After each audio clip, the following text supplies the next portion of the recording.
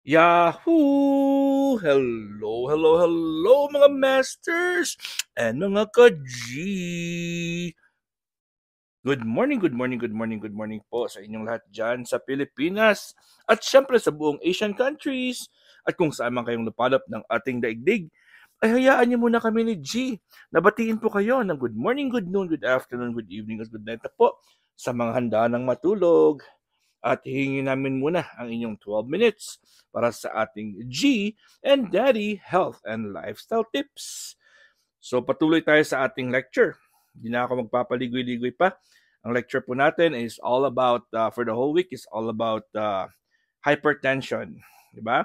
Alam naman natin na ang hypertension or high blood pressure na na-diagnose ka na po ng high blood pressure, meron kang high blood pressure which is more than 120 over 80 mmHg. Yun po yung inyong blood pressure in every time nakukunan ka ay in 3 separate settings ay nakunan ka ng BP na above 120 over 80. So, na-diagnose ka na po ng hypertension. Okay? So, ayun.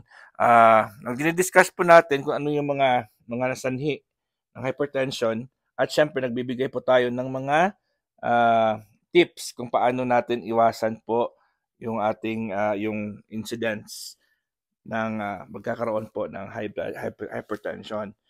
Okay? So, alam na din natin na high blood pressure or hypertension is one of the leading causes of death sa Pilipinas, and not just sa Pilipinas po, sa buong mundo din po. Dito sa US po ay mataas din yung incidence ng high blood pressure or hypertension. Halos lahat po ng mga medyo chubby or matataba or mga matatanda dito ay merong high blood pressure.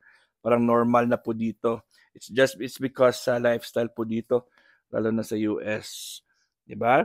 At sa Pilipinas na rin po ay nasusunod na rin po 'yan kasi halos tayo ay nawa-westernize na rin ang culture natin.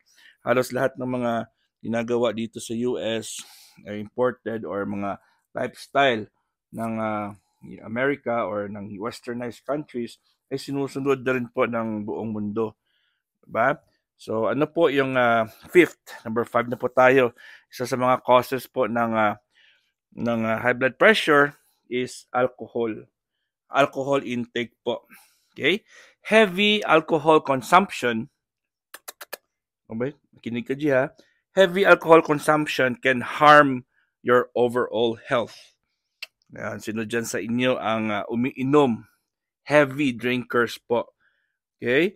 So, including your cardiovascular health. So, overall health and cardiovascular health yung ma-affected pag paragi tayong umiinom, pag heavy drinkers po kayo. Okay? It can contribute to or worsen hypertension.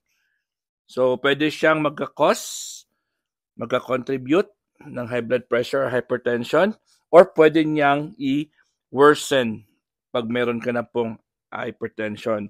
It can also increase your risk of diabetes. So, pwede siyang palalain niya yung inyong hypertension. Pwede siyang pwede ka magkaroon ng hypertension, or pwede din siya po high risk na po tayo ng risk for hypertension, for diabetes, and ang worst po dito is several cancers po. So several cancers, pwede din po ang alcohol intake.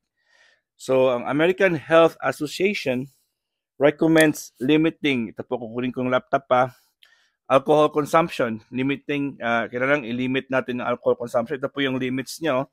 Tingnan po natin na. Okay? To 2 drinks per day for male and 1 drink for female. So ito po ang limit niya. Recommends limiting alcohol consumption to 2 drinks per day for males and 1 drink and 1 to females. So ito po 12 ounces of beer. So kung lalaki ka, pwede kang mag-take ng 12 ounces of beer. Kung babae ka, 1 ounce lang. Okay? 4 ounces of wine. and 15 ounces of 80 proof spirits, yung mga inumin dyan na alcoholic talaga. 1 ounce of 100 proof spirits, yung mga shot glass na lang po yan. Okay? So grabe talaga, ito lang pala yung limit natin per day. Kung lalaki ka, pwede ka mag 2 rounds nito. Kung babae ka, 1 round lang. Okay? But even moderate alcohol consumption has its drawbacks.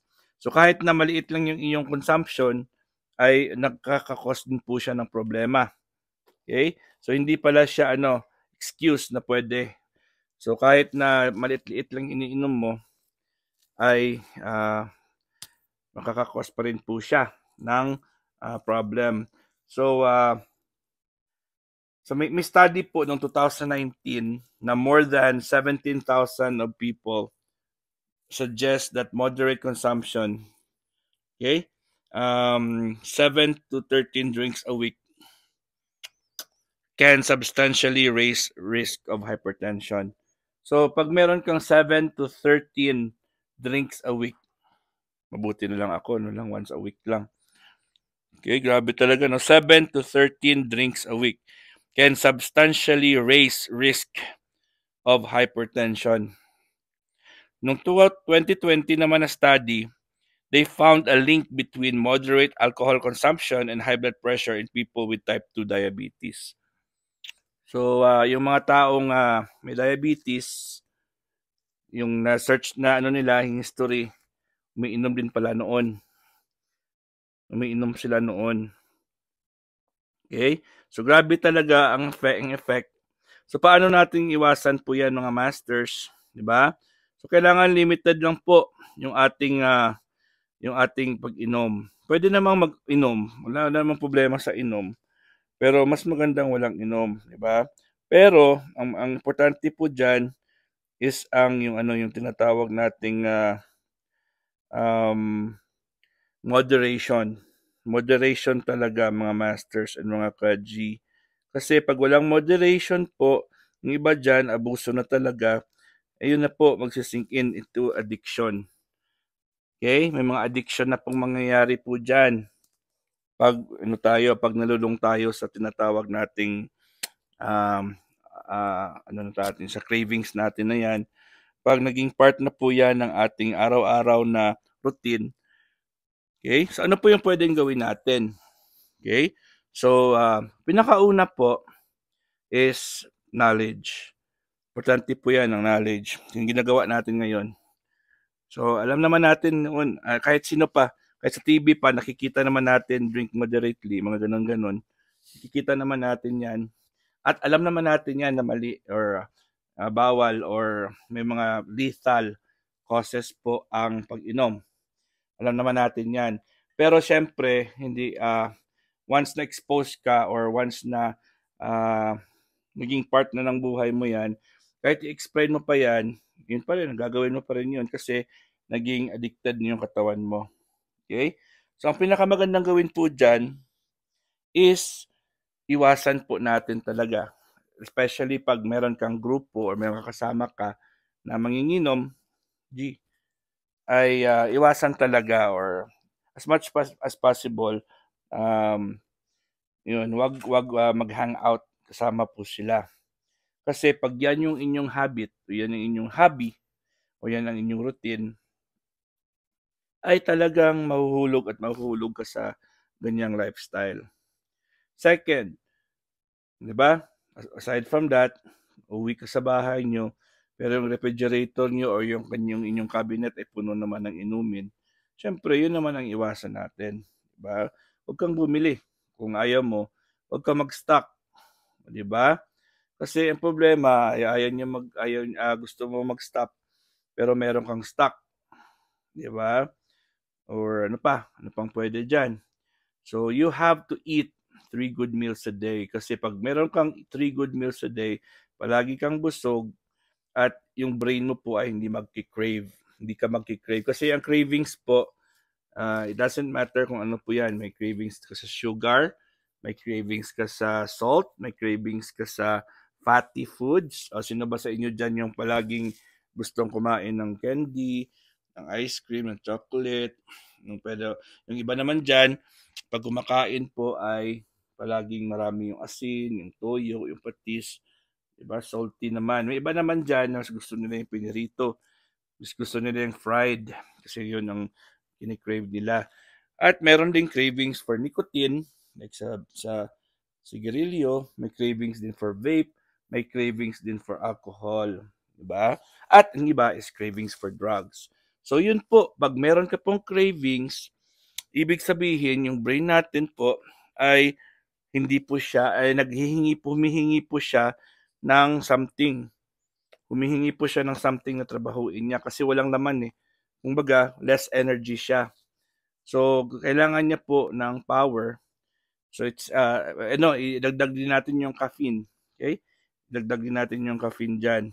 So, yun yung problema. Pag hindi ka po kumakain ng 3 times a day at hindi ka po kumakain ng mga nutritious na mga pagkain, mas mataas po or mas laki ang chance na magkakaroon tayo ng cravings. Okay? So, tandaan po natin yan mga masters sa mga ka-G na alcohol can also increase risks. And of course, not just risk, but it can worsen hypertension and diabetes, and of course, cancer. Okay? So, drink moderately at as much as possible po. Replay nyo lang po or i-backread nyo lang po, i-rewind nyo lang po ang part kung ano yung requirements ng katawan natin ng babae at saka lalaki, kung ano yung pong limit natin. So, wag mang papasobra, enjoy lang, pero wag ang sobra. Kasi yung sobra po ay masakit talaga yan sa katawan natin. Magkakaroon tayo ng mga side effects at may mga consequences po yan. Hanggang dito lang po tayo mga masters at mga ka-G. God is great. Yahoo!